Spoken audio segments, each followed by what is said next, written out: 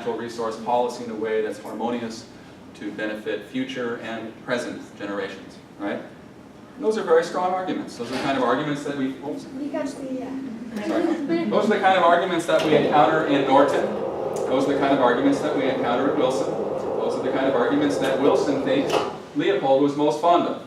Consequentialist, holistic, anthropocentric, right? Maybe weakly anthropocentric. All right, that's one option. Another option, and this would be Collicutt. Consequentialist, holistic, but tricky. He gets all tricky on us all of a sudden. How does he do that?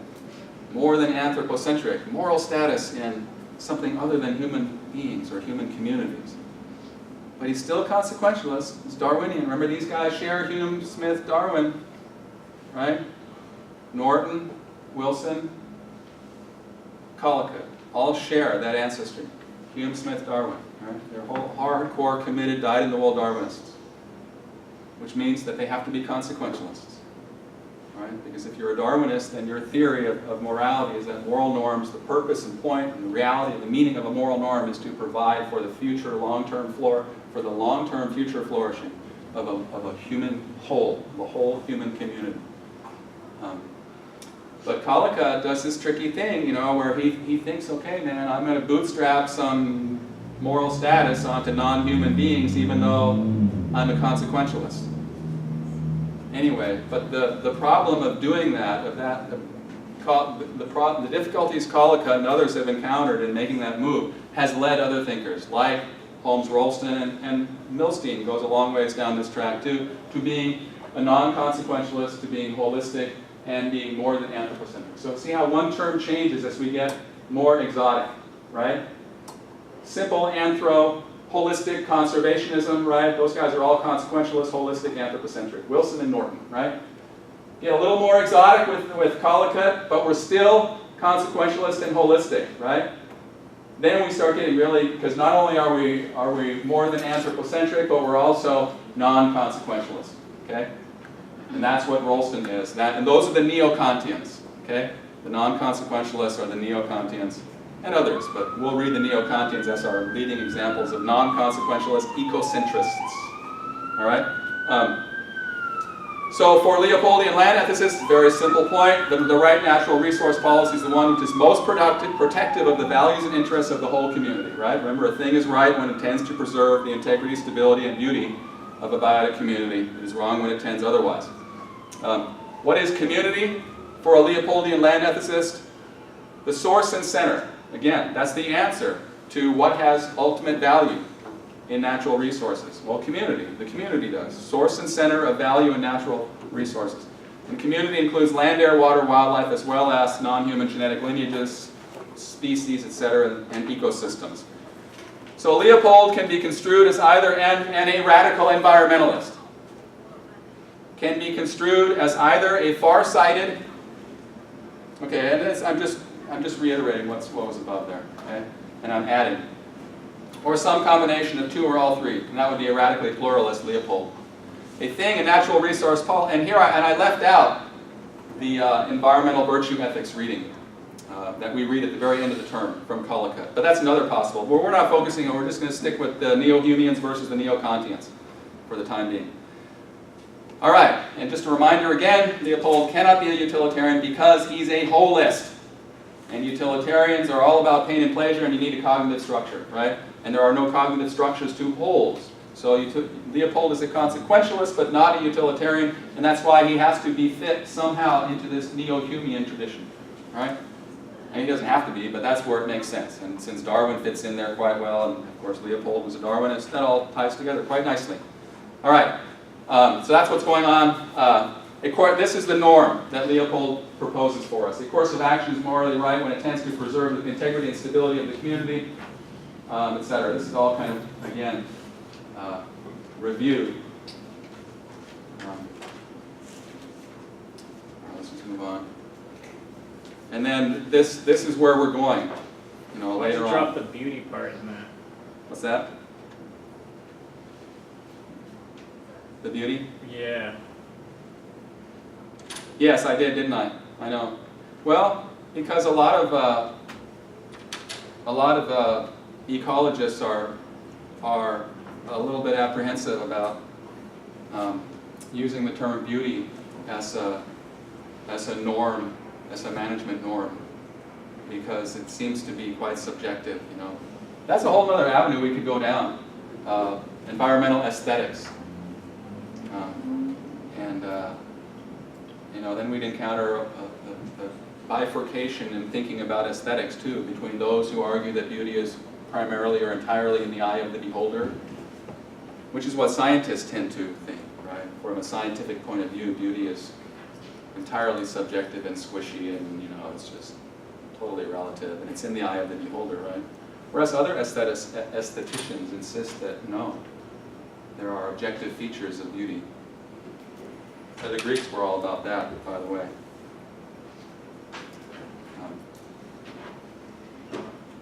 All right, but yeah, I did leave that out, right? Try to simplify and streamline it a little bit. All right, we've already encountered one heavy duty. What I identified for you guys is as a deontological argument in Albert Schweitzer, and that certainly seems to be what Albert Schweitzer is arguing, right? He wants to defend that principle. Whether he really is a deontologist or a Humean. He's another one of these slippery guys, you know, because he's writing for a popular audience, and I'm not sure exactly how much training he had. I mean, he was trained as a doctor, right? I mean, he's a doctor, he's an MD. So, but he's a self-taught philosopher and a self-taught theologian too. So somebody with a background like that, you know, they tend to be a little bit slippery philosophically.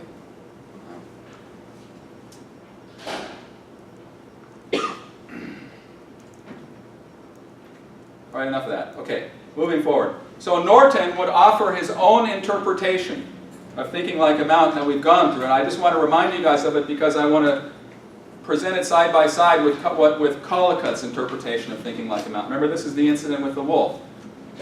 Norton argues, remember, you'll recall that Norton believes that Leopold did not actually have an epiphany when he watched the wolf die. That was just a literary figure of speech. You know, that was a trope, you know, or some literary device that Leopold used in order to write it, you know, to make the essay more appealing to the general public.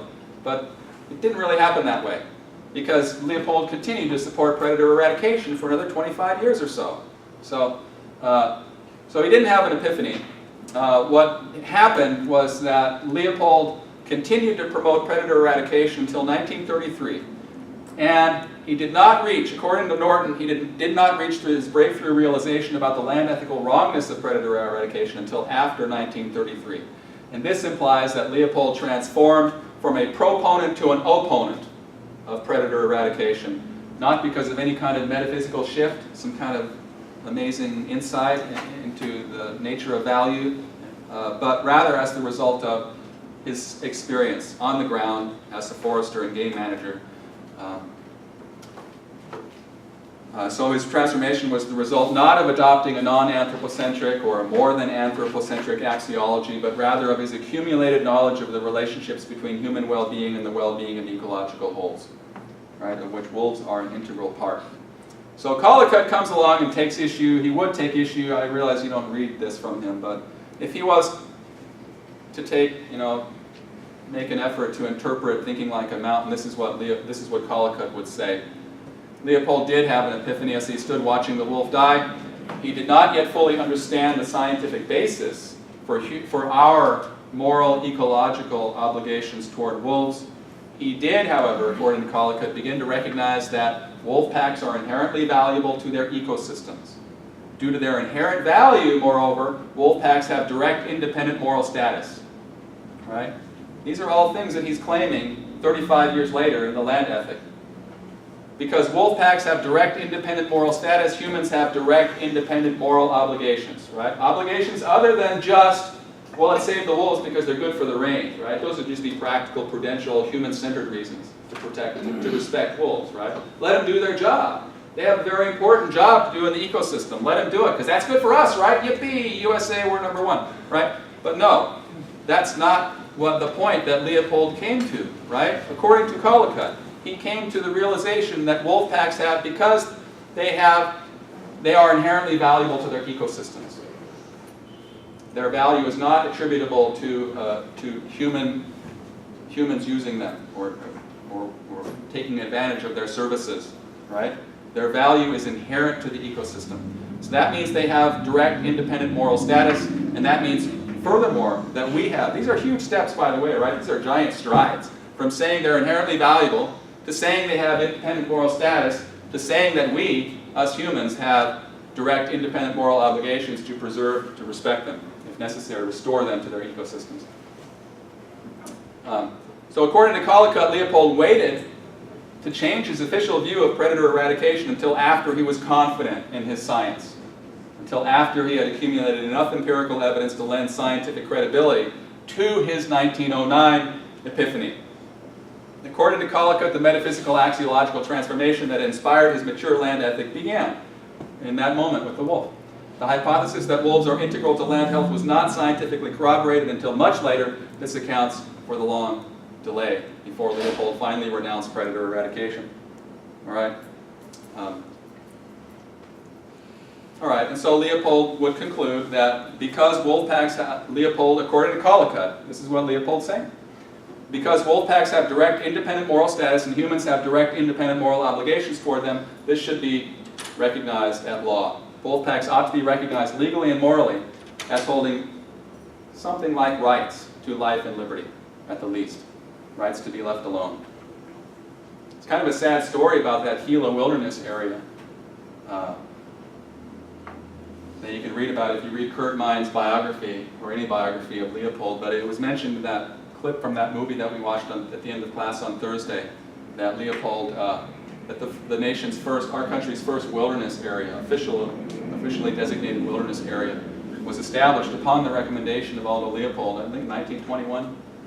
The Gila, G-I-L-A, the Gila Wilderness Area in, is it Arizona or New Mexico? Somebody know?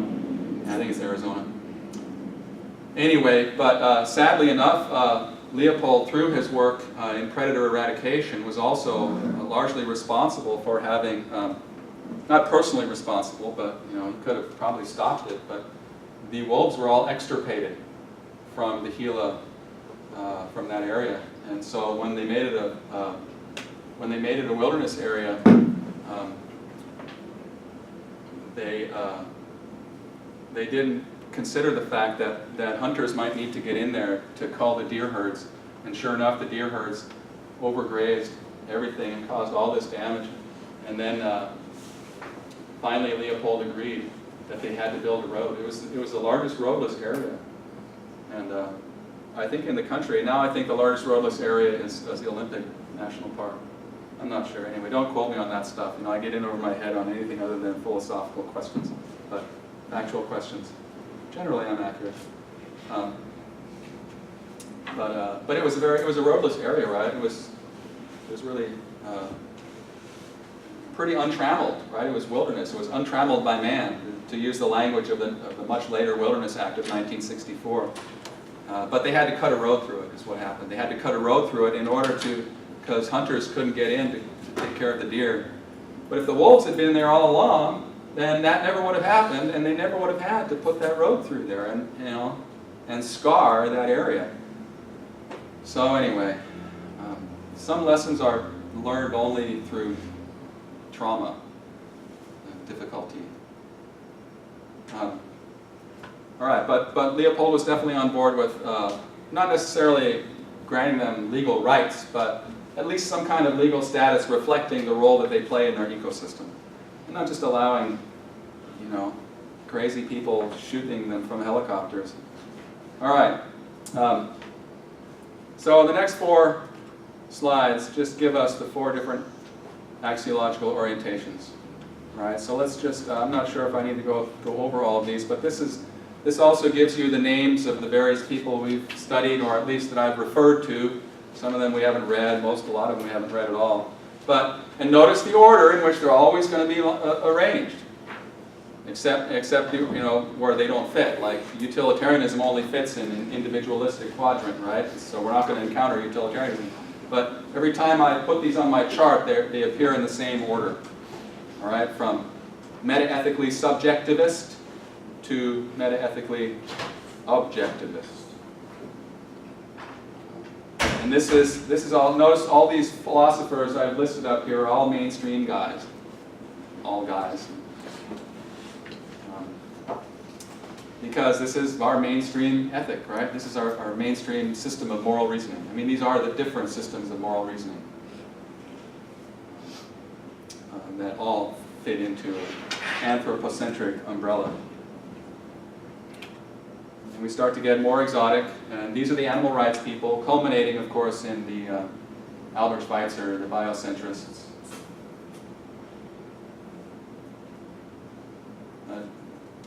Albert Schweitzer's a bios. I should have put Tom Regan before Albert Schweitzer anyway.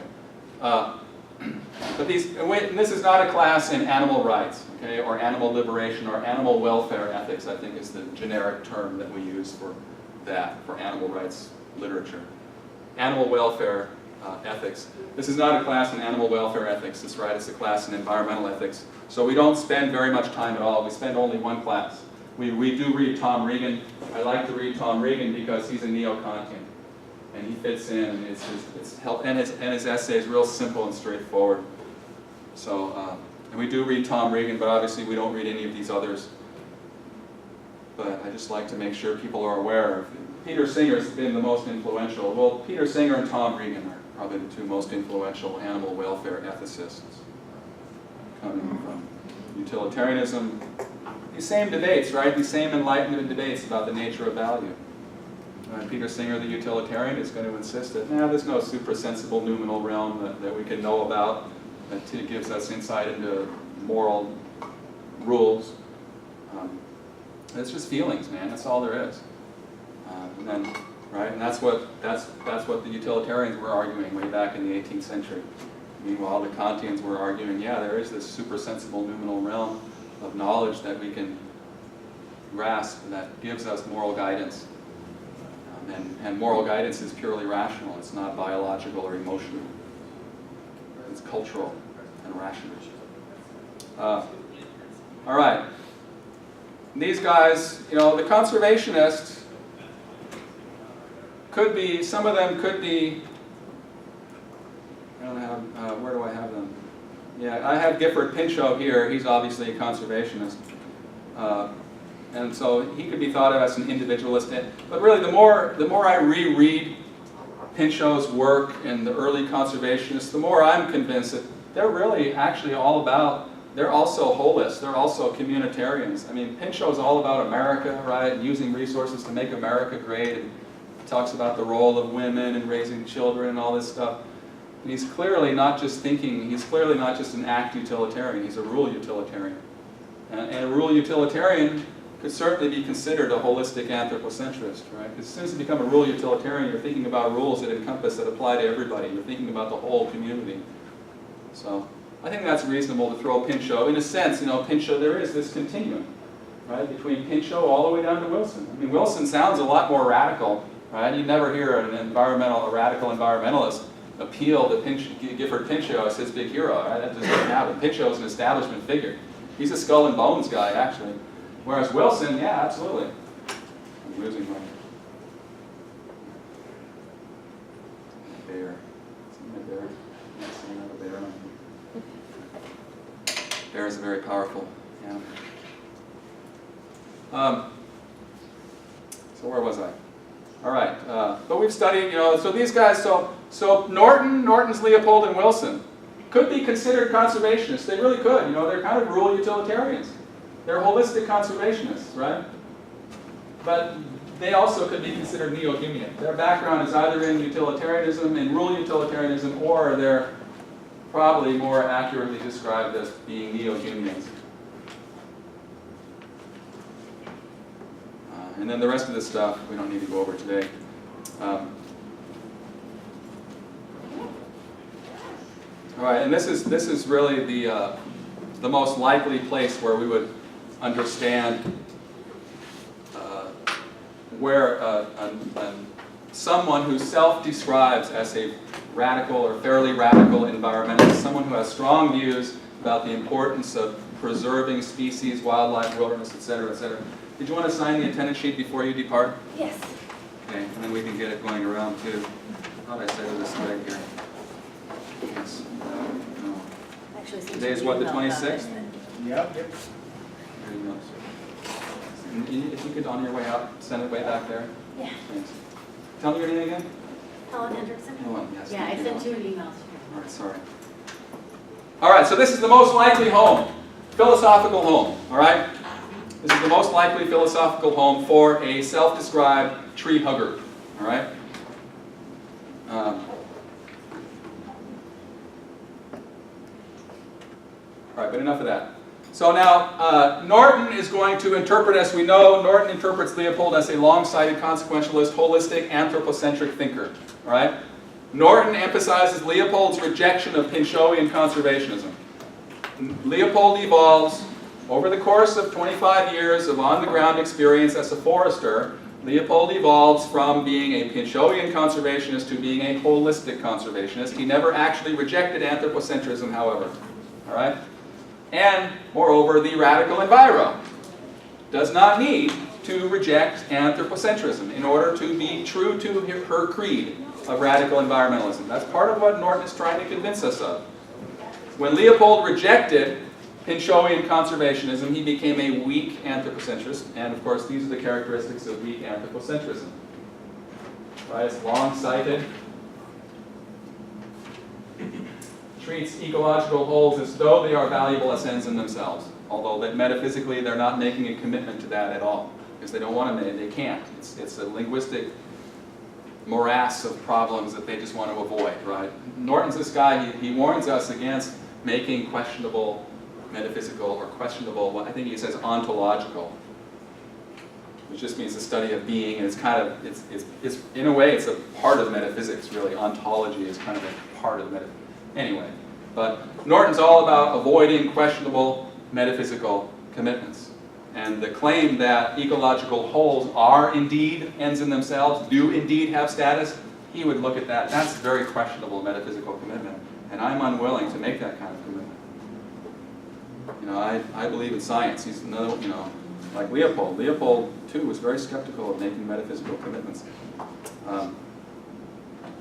But it's smart to treat them as though, even though they might not actually have moral status, the wise course of action is to treat them as though they have moral status, okay? So, now we come to Collicutt's interpretation of Leopold. According to Collicutt, and this is a subtle but all-important shift in our image of what Leopold is doing. According to Collicutt, Leopold is a long-sighted, okay, that fits with Norton, right? Long-sighted, consequentialist, yep.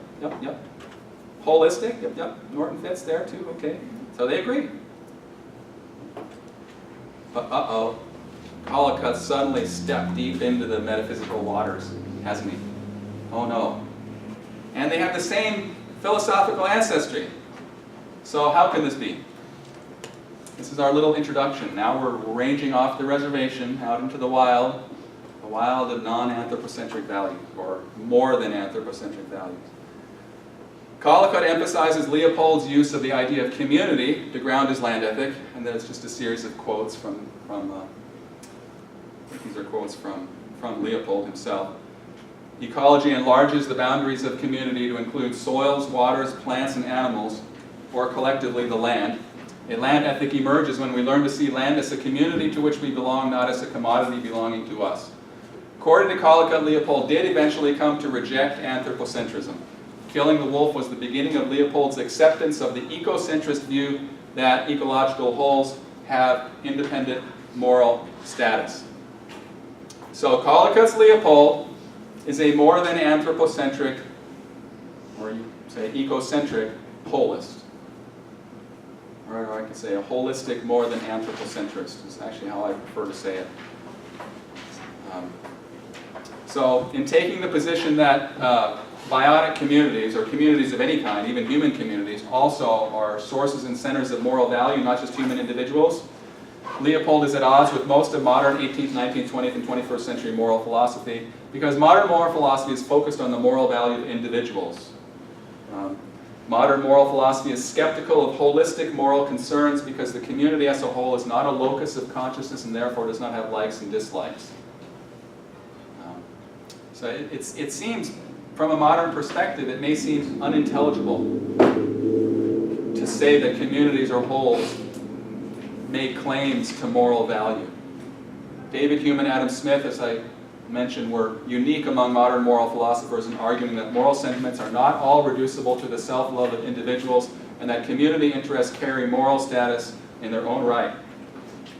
And that's what Leopold is saying too, right? But he seems to be saying that not just the human community, but the but the more than human community has moral status. So, a reminder of his famous maxim.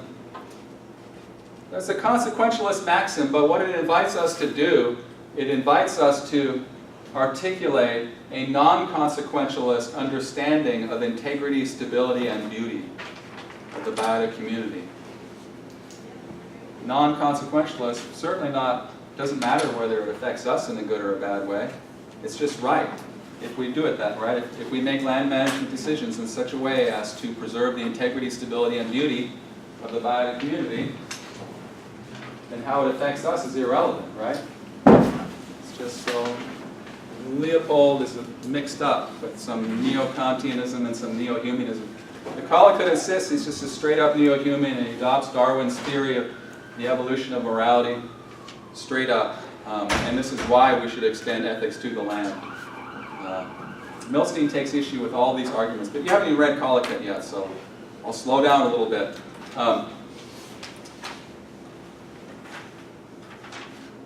But Leopold's essay, as well as the essay we'll read next week, next Thursday, by Christopher Stone, that I refer to again here, have been very influential around the world.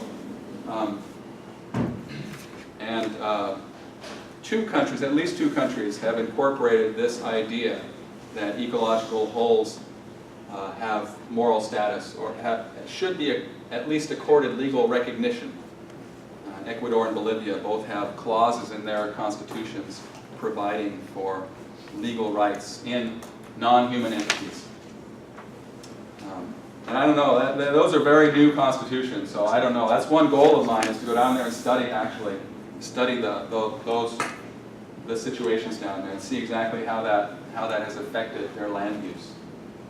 I'd be really curious to know.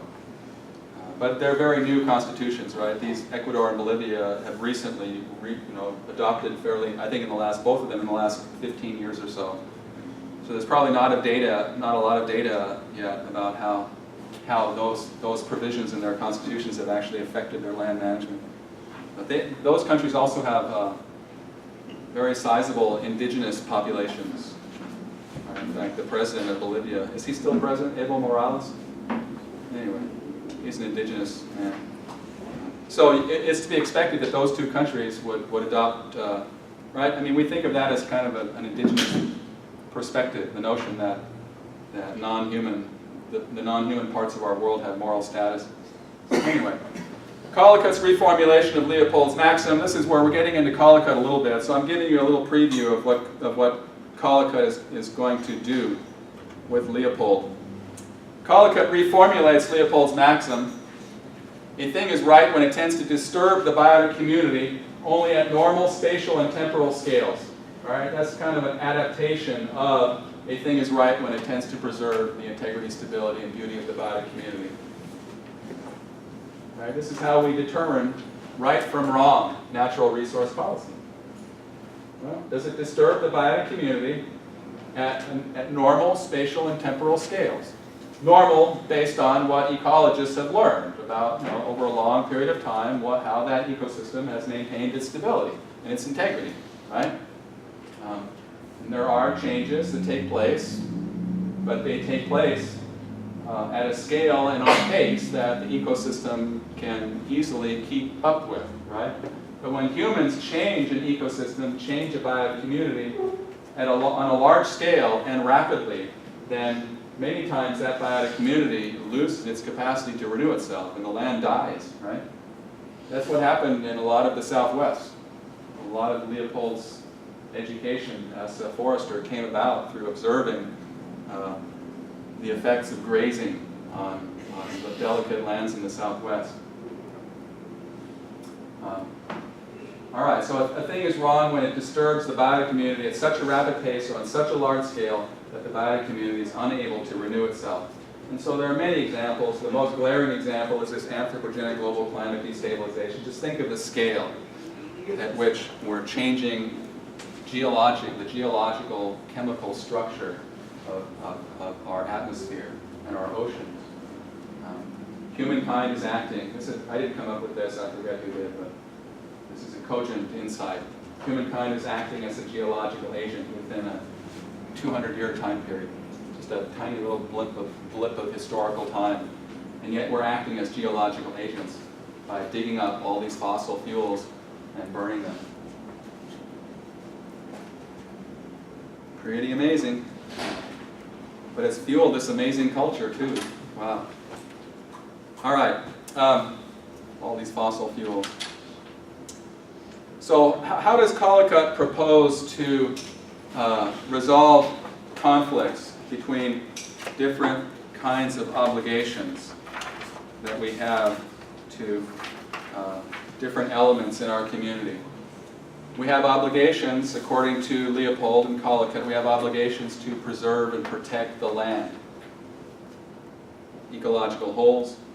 But we also have obligations to our human communities, right?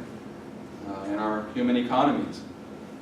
So, a long time ago, when people were first kind of commenting on Leopold and responding to Collicutt, this just kind of a sophomoric suspicion of environmentalists in general, this charge of that they're eco-fascists, because they seem to be arguing that that preserving the land is more important than growing human society. In fact, they seem much of what environmentalists tell us seems to imply that we need to dramatically reduce the human population, and such actions would go against the American way quite dramatically, wouldn't they? How about a law that says women and men can produce only one child? They have such a law in China, maybe in other Asian countries. Would that fly in this country? How about a law that says you can't buy any fossil fuel burning automobile? Just prohibit fossil fuel burning cars completely. Is that consistent with the American way, let's say?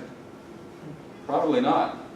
So environmentalists, in other words, are calling for some rather dramatic, draconian steps that would affect human well-being, that might affect human well-being quite dramatically.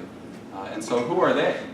You know, they're eco-fascists, they're totalitarians, they're authoritarians to think that their idea of living in harmony with the earth is so important that humans have to make all these sacrifices, right? That's ridiculous. Aren't we obligated to drastically reduce human populations and human exploitation?